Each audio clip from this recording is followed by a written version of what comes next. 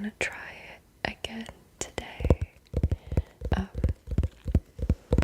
This book is called Palmistry, Your Personal Guide. It's pretty interesting the first time I read through this, so we're gonna be doing it again. The back says, learn how to decipher the secrets hidden in the hands. Everything you need to know about this ancient practice, from analyzing palms to fingers and fingertips, and even the back of the hand, is fully explained. Find the talents, the potential for life and love, and the challenges within yourself and others. From the lifeline to the heart line and all other lines around them. Start your personal journey today. So, one of the things I did notice when I was reading this book the first time, so there are a lot of run-on sentences that tend to be really wordy, but there's some interesting information in here. And today I'm recording in my bedroom, not my actual recording room, because my recording room is smaller in this house than it was in my apartment.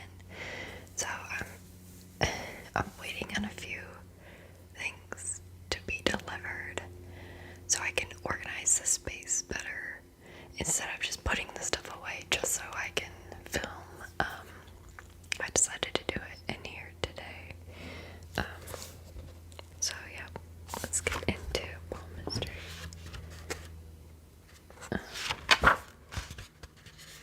This is just the table of contents. There's 16 chapters, and in the first video I read 3 of them, I'm pretty sure, and I stopped at number 4. We'll see how it goes today, how far we get. So number 1, looking at hands. If you are even vaguely interested in hand reading, you should get into the habit of looking at hands and the way people use them. Some of the suggestions in here were also really kind of creepy. At one point they suggest that you just look at and pay attention to strangers' hands to get used to the different hand characteristics that there are on different people, which I thought was a little weird. This is easy to do because you can observe others without them knowing what you're up to. See, this is the part I was talking about. You can watch celebrities on TV and ordinary people in any place and in time. The knowledge that you gain will show you that certain hands belong to certain types of people. The illustration below is a map of the hand, and you will see it often in this book wherever it is needed. A key to the astrological symbols that are shown on the illustrations is also provided. Please note, masculine pronouns have been used throughout this book for simplicity.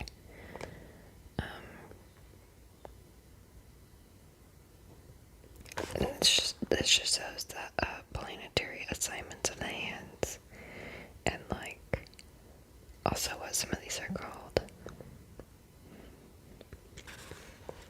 The illustrations are cool in this book that I've seen so far, but some of them are a little confusing when they talk about characteristics of the hands, like this one. History and origins. Handwriting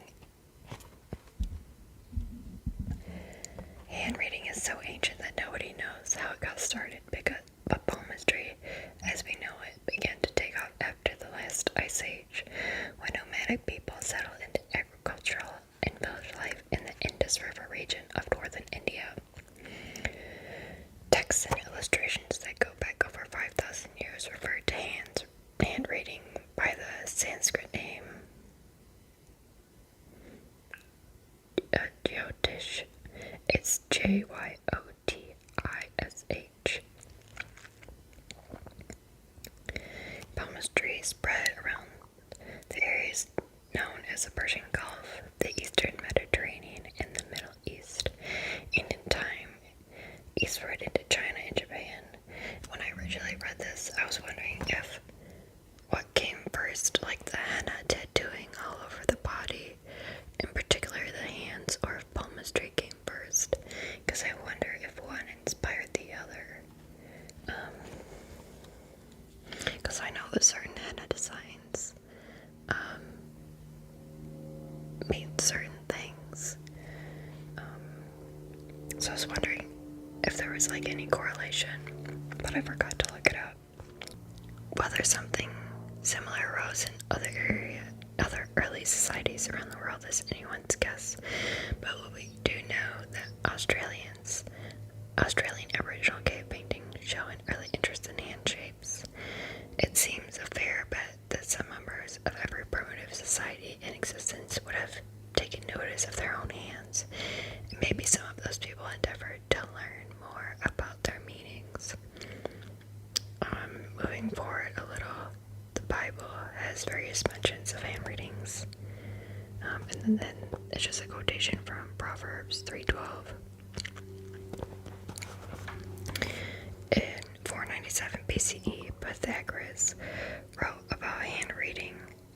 Starting in the 13th century, the expansions of the Turks forced gypsy tribes to migrate outward in all directions, taking their fortune-telling skills with them, while the Crusades brought East and West into contact and carried new ideas from the Middle East into medieval Europe. See, like, way too many run-on sentences.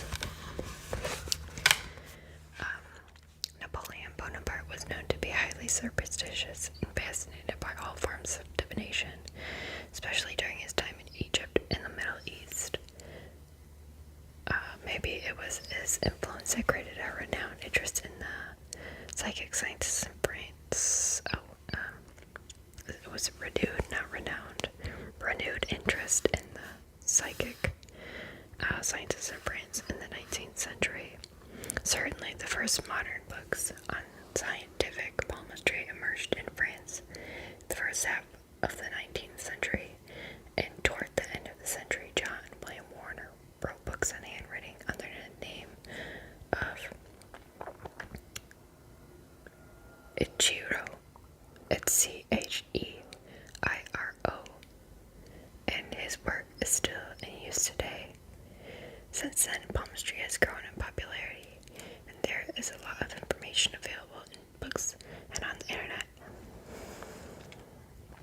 Even so, professional palmists are still few and far between compared to psychics, tarot readers, and mediums, for the simple reason that it takes a great deal of time and effort to become a really skilled palmist.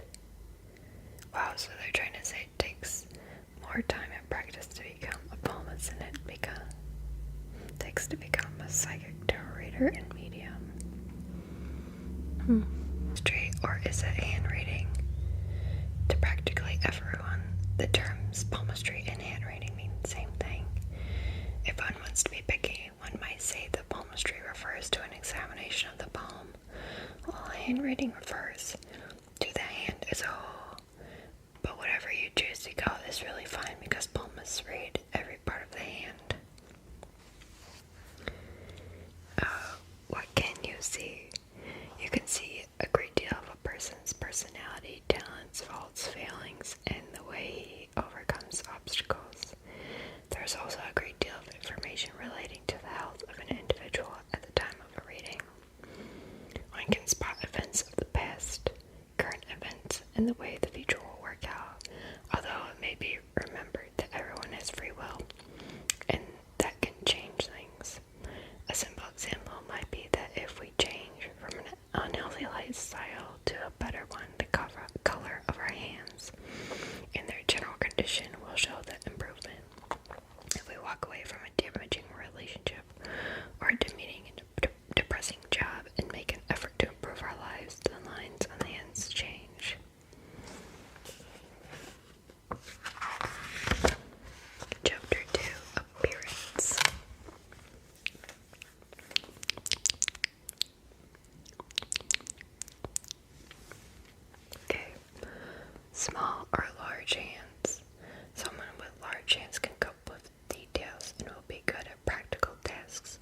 he may be bogged down when it comes to looking at the wider picture. Small hands suggest an energetic person who gets new ideas off the ground quickly, but he may have difficulty in coping with details or seeing things through. If there is a discrepancy between the size of the hands and the size of the person, there will be a disconnect somewhere within the personality. So what you see may be different from what you get. A square hand. A square hand denotes practicality. If any part of the hand is square, such as the palm or the fingertips, this indicates common sense and a talent for practical matters. A long hand. Long and narrow hands denote an artistic temperament. Rounded. Rounded hands denote sociability and flexibility, but also a low boredom threshold. Some rounded hands are very basic, with only a few lines showing. These people are bright enough, but they may find life in general and family or other relationships particularly difficult.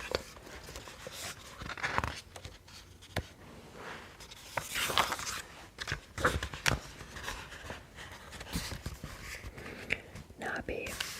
It's right here. Hands with knobby knuckles belong to those who love details and may have hobbies that take up their time. They think a lot, but they are introverted, fussy, and slow to take action. Angular. When I was saying some of the pictures were confusing, I'm particularly talking about this one because I'm like, what does that even mean? But angular, these hands belong to people who are independent and inclined to live their own life, live life their own way. There you go. They are clever, inventive, and lucky as long as they don't wait for things to drop into their laps.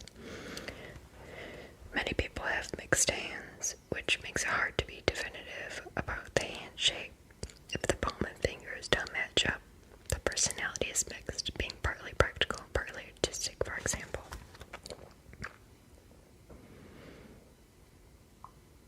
I wonder if angular they mean the finger length too, because I guess mine are angular. Weird. The elements. Some palmists like to categorize hands by elements, and here is how that works. There's fire, air, earth, water, because we can all be elemental benders. Fire hands. These have a rectangular palm or possibly a square palm with British skin or pink skin on the hands of Caucasians. The palm is longer than the index fingers.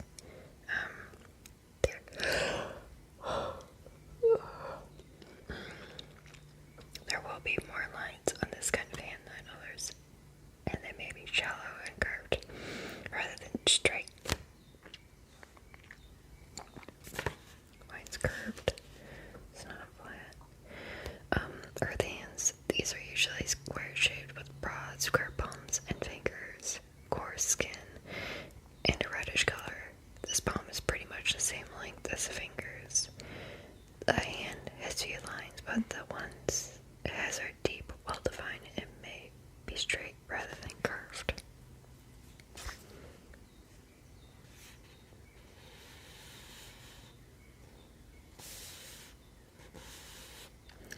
Air hands. These have rectangular palms and long fingers, possibly with knobby knuckles. They may have low set thumbs, and the skin is pale and often dry. The palm is the same length as fingers. The lines will be a mix of curved and straight, and there will be plenty of them, but they may not be as deeply indented as those on some other hand types. Water hands. These long hands sometimes have a lozenge-shaped palm. I don't know what that even means, a lozenge, because not all lozenges are the same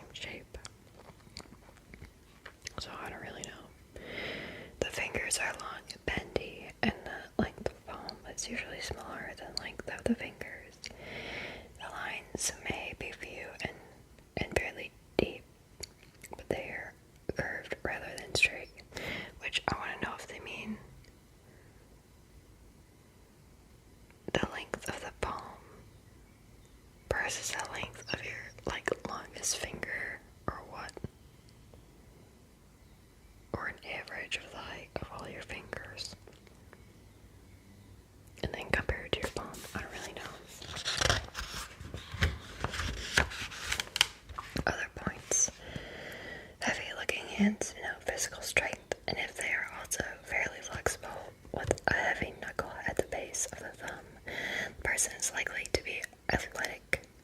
Hands with hard-packed flesh belong to someone slightly intolerant, who may be hard on himself and others.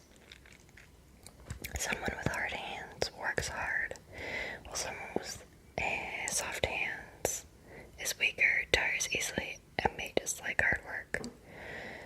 Delicate hands denote less physical strength, but soft hands can signify pregnancy, hormonal problems, old age, health, or a vegan diet.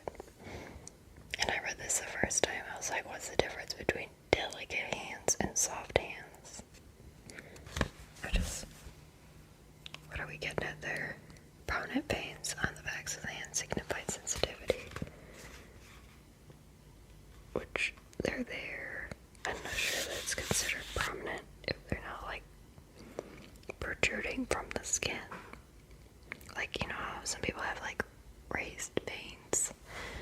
I don't really have raised veins. You can see them though. So I don't know. I am sensitive though. So I'll be on point if that's what it is. People with smooth hands think and act quickly. Smooth skin signifies a more refined, sensitive nature than rough skin does. And then, okay, so what is the difference between soft hands, delicate hands, and smooth hands? Because I would definitely say I'm more on the smooth skin side, I guess. But my hands do get really dry. Like when I wash them.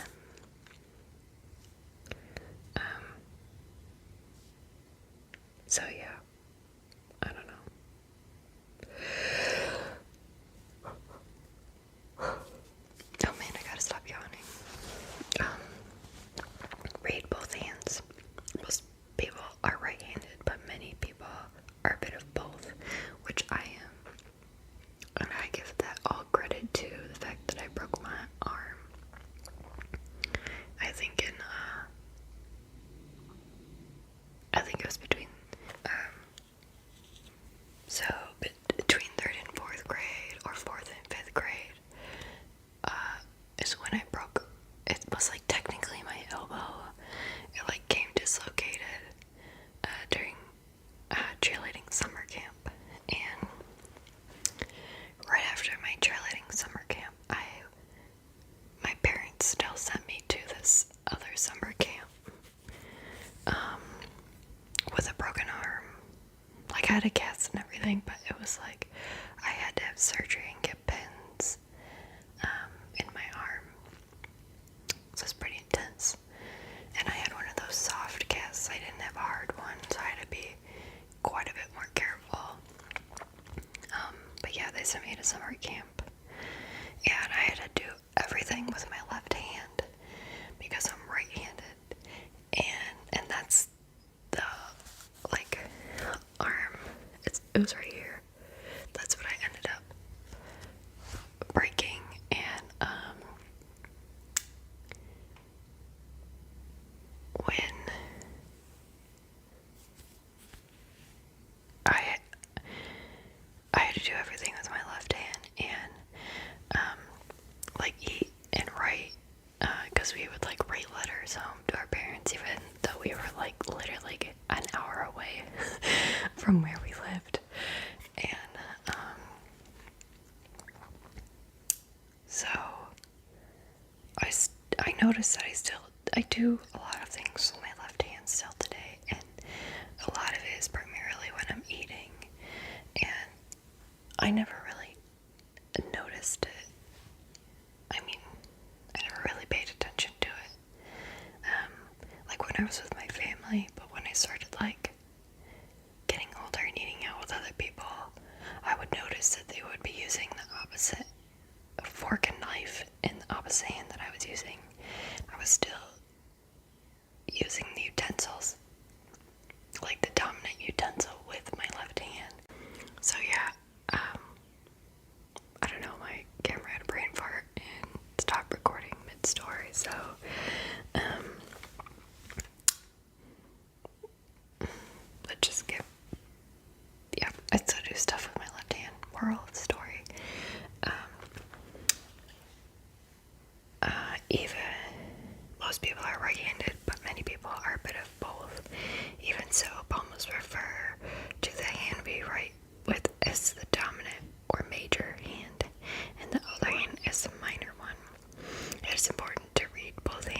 as a minor hand can reveal more about the personal and emotional aspects of one's life.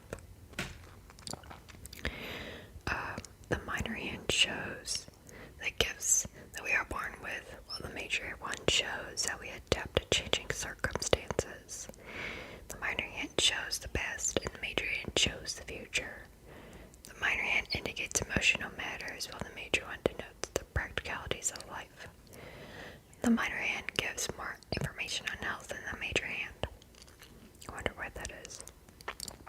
The minor hand shows one's inner nature and often carries memories of past events, especially if they have been traumatic.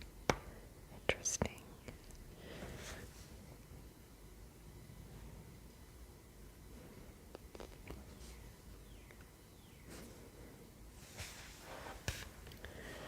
The two sides of the hand. The radial side of the hand is the thumb side of the hand. This one. And the ulna side is the percussion side. So I'm guessing that just means something to do with the pinky side.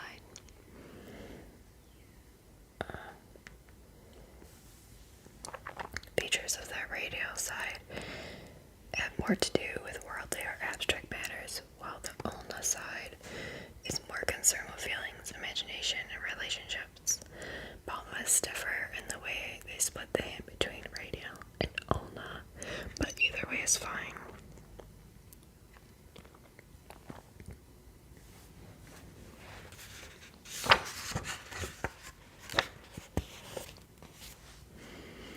Busy and empty hands. Busy hands have many lines and marks, while empty ones have few lines.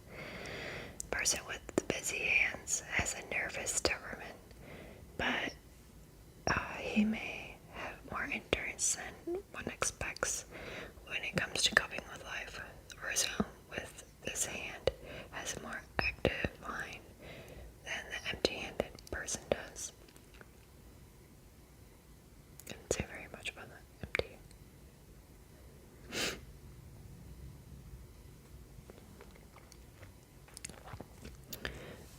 Hand color. Taking racial differences into account, the color of a person's hand is usually an indicator of their state of health at the time of the reading. Sometimes a patch of color can indicate a specific problem related to health or something that is upsetting the person. Interestingly, a patch of color on the palm side usually suggests a problem the subject causes himself, while a red patch on the back of the hand relates to a problem caused by an outside source. You will find more about color in the health section of this book. What is normal?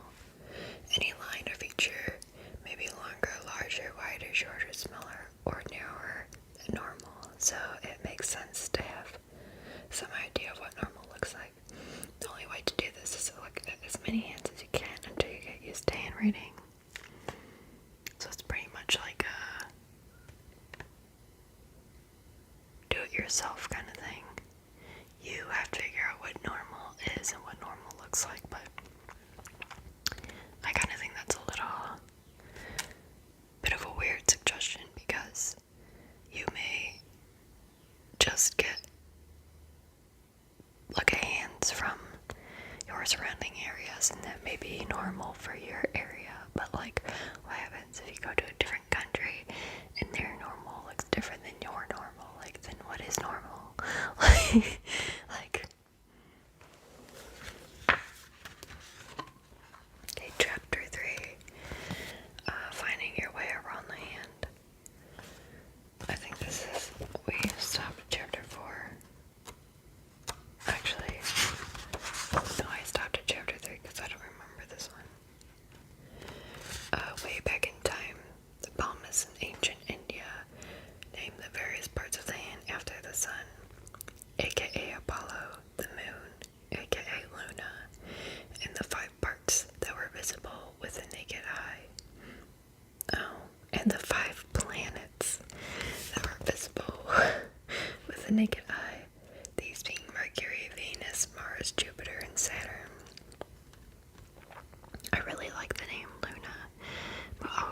think of you, Luna, I always think of like a My Little Pony.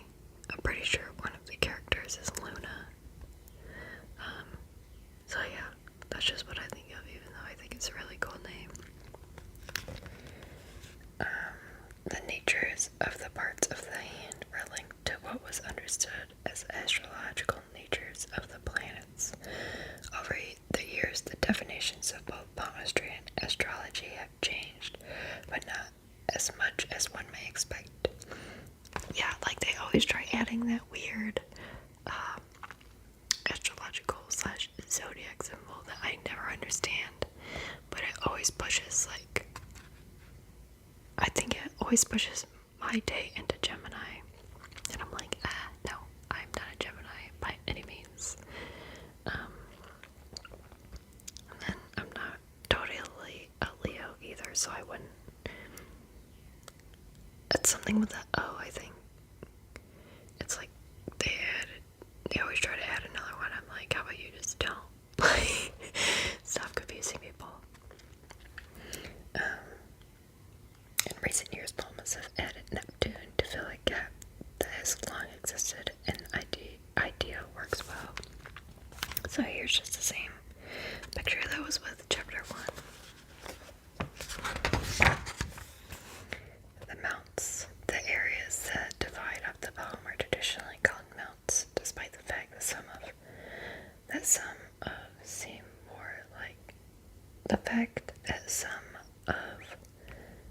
more like valleys. That sounds weird. They still have a huge gap right here, so what does that mean? Mount of Jupiter. The Jupiter mount and the finger that is above it relate to a person's self-confidence and leadership abilities.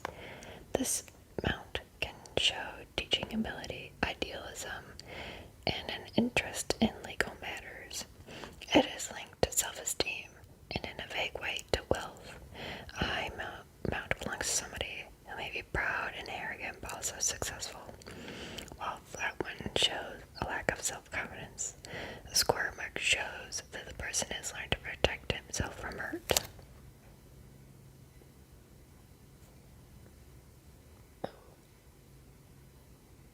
It looks raised. I'm not arrogant though. Or am I?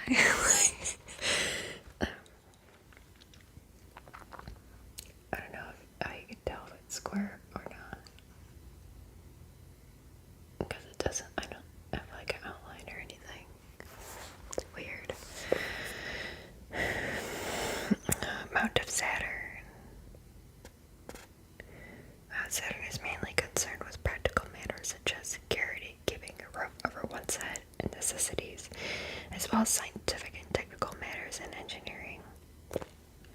I took an engineering class in college, and I turned in none of the homework because it was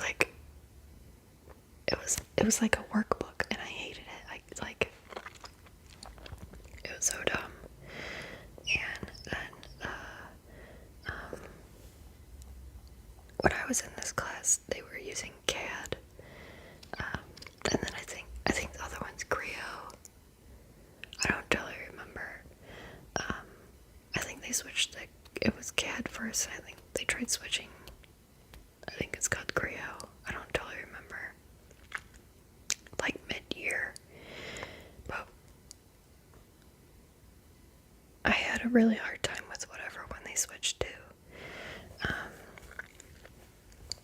It wasn't working with my computer software. And the only reason why I didn't fail that class is because of my end of the year, the final exam was something you had to build. And, well, the first exam was something we had to build. And I got an A on it. That's why I didn't fail out of the class. And then the end of the year final was something you had to work on a partner with. And I couldn't get a hang of computer software. person I was with was really good at it, but he didn't know how to design our item, and I did. So I just told him what I wanted and how to design it, and he did, and we did really well on it, and I got an A. So I passed that class with like a C minus because the teacher was super cool. So yeah, and at that school, a passing grade where you could like go on to like the next level of engineer classing was a D. So yeah, I passed because of final exams. Because I'm more of a technical person than I actually am like paper homework and crap like that. But yeah, while we're talking engineering, a reasonably large area here suggests a person will do well in business, but he might also be interested in politics and religion. The way marks form here relate to how much a person will enjoy security and comfort in later life, or suffer from a lack of it. If the area is really large, a person will work hard and achieve success through work, but if it is shallow, with little space from the bottom to the top of the fingers to the heart line, the person may be materialistic and inconsiderate. I don't know which one's the heart line. I had to pause you guys again because I don't have noisy upstairs neighbors anymore, but there are a lot of trains that go by, which it doesn't really bother me because I don't mind it, especially at night. I don't mind it at all. I was thinking about this the other day though. I think I would mind it if I was like in those like stereotypical like small apartments that were right by the what is it? Is Subway underground, or is Subway still the ones that are up high? Because in Chicago we just call it like whatever color line they are, like the red line or the blue line. I don't even really know what the actual names of them are. I know the CTA is like the buses. I think the CTA is still the trains.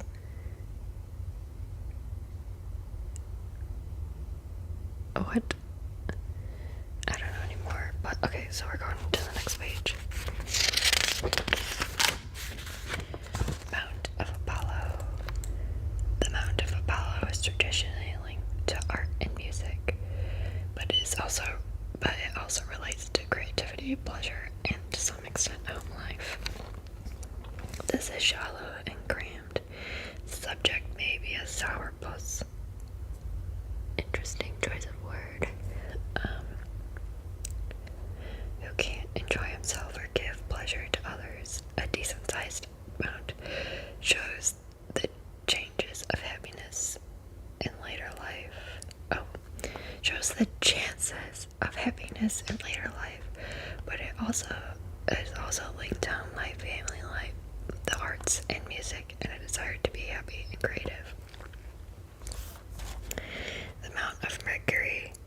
This area is concerned with communications as well as health and healing, and marks here indicate a talent for conventional or spiritual healing. If Mercury is large and fairly full, the person is a good communicator. He will have no difficulty working with new technology and engineering.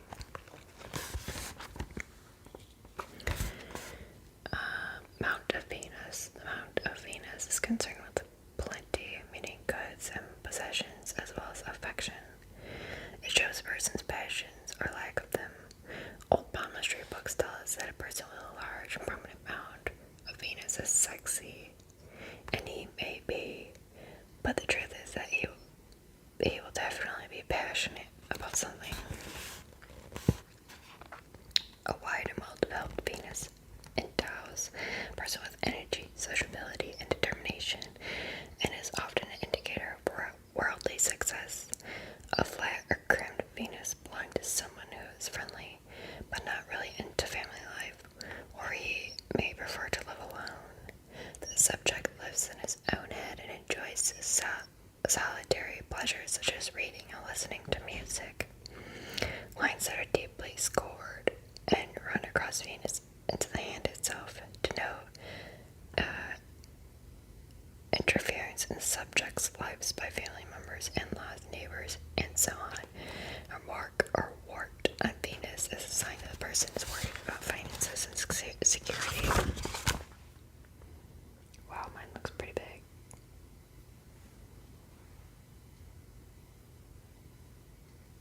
It's kind of poofy too. The Mount of Luna is linked to the imagination, intuition, and creativity.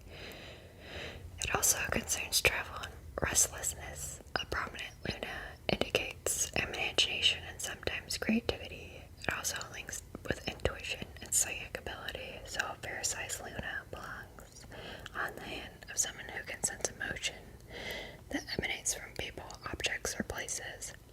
Conversely, if this area is flat and cramped, the subject won't have such imagination or intuition.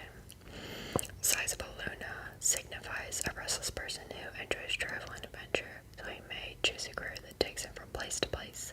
He may also travel for fun. A high mount with a curved line that runs vertically up and down through it often suggests psychic gifts or healing abilities. A high mount with a whirl or loop in the skin's ridge pattern can indicate too much imagination and a tendency to exaggerate and tell lies. At the bottom of the Luna mount is a bone just above the place where the hand joins the wrist. If high and wide, the person is very restless, but if it necks inward at the percussion edge, the subject may enjoy the occasional vacation, prefers to be close to home. The central and lower hand. The central area of the hand is devoted to Mars, but it is subdivided into upper Mars, lower Mars, and the plane of Mars. The lower hand between the mounts of Venus and Luna are devoted to Neptune. Upper Mars is on the outer percussion side of the hand and is concerned with courage and the ability to stand up for oneself verbally or even physically. If this area is high, or if the side of the hand is thick, the person isn't easily taken by surprise, and he may be interested in the martial arts. People who wear uniforms for their jobs often have strong upper Mars mounts, and they enjoy being where the action is. Oddly enough, if this area bows outward on the percussion edge, the person has creative talent, and he may work with his mind and hands in a creative manner. The only problem comes when this area is very heavy, as a person is unpredictable and may be violent, especially if he is a drinker. If this area is thin through the hand, the individual lacks courage and he will have a nervous nature. He hates when life rolls over him and makes him feel out of control, but he doesn't know what to do about it. This person may have suffered as a child, and he remains cautious or nervous throughout life as a platypus. Life as a result. If the thumb is set high and doesn't open out widely from the hand, the childhood was particularly difficult. If the edge of the hand is straight rather than bowed, the subject could be a good record keeper, secretary, or analyst. He can interpret and improve upon the ideas of others, but he may not be creative in his own right. So let's take a little second to put on some lip gloss. Just gotta figure out how I'm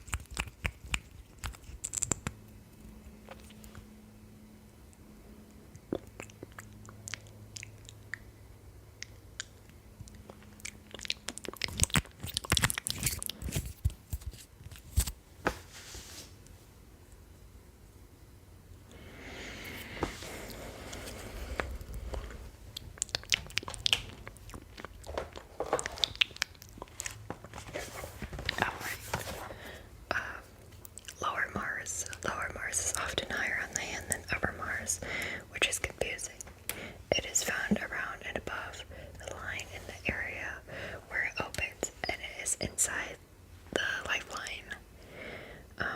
Someone with a prominent large or high lower Mars mount is likely to have been a scout, military cadet, or something of this kind when he was young, and he may still be involved in this kind of activity as an adult.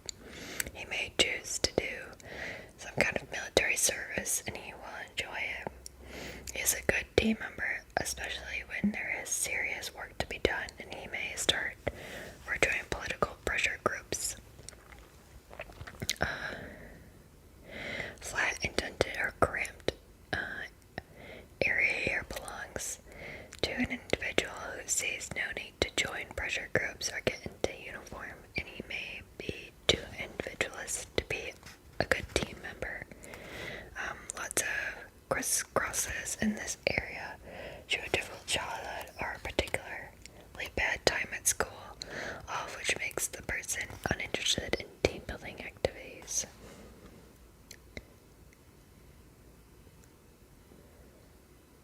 I don't really know. The plane of Mars. The plane of Mars is the area in the center of the hand, and it is the part of the hand where many lines tell their story. If the area is fairly flat, the person is either overly generous nor selfish and stingy. The person is neither overly generous nor selfish and stingy. If hollow, something is odd about the person's attitude towards others because he may give too much of his money or goes away in an effort to buy love and approval, or it may go the other way, making him tight-fisted.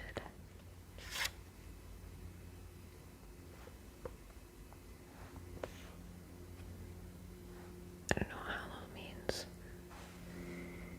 but it's concave, baby. It's not really flat.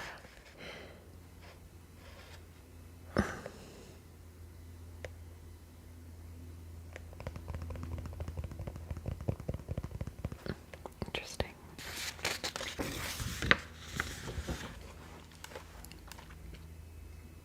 I can't really tell because it's like indented. I guess it's hollow. I don't know. I don't give money away though. Let's just be clear. I do give away my love and affection to people, not like weirdly though, to people I care about. Neptune, the area between Venus and Luna. This area represents the link between the conscious and unconscious mind. It also connects the spiritual and the material world via a practical and materialistic Venus, the meditative and psychic world of Luna. Psychic spiritual mediums, artists, psychologists, dream analysts, and creative people have a higher area here than those who aren't interested in these things. The area can talk about buried feelings, the heart back to childhood and youth. Angle of dexterity. The joint at the base of the thumb is called the angle of dexterity, or the angle of rhythm. If it is reasonably well developed, the individual is said to be dexterous and good at do-it-yourself jobs in engineering. But I've never found this to be the case. The angle is also said to convey a sense of rhythm, but I have not found that to be the case either. In my experience, a strong angle belongs to an.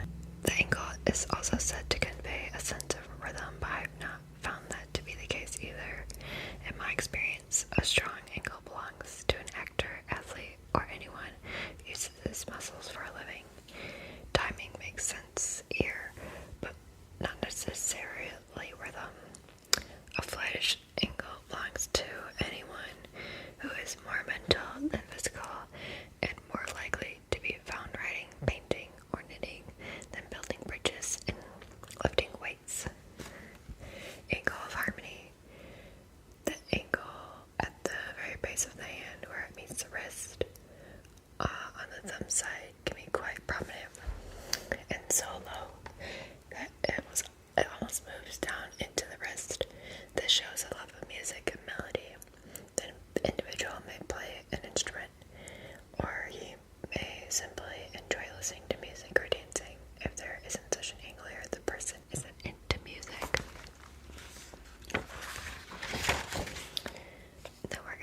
chapter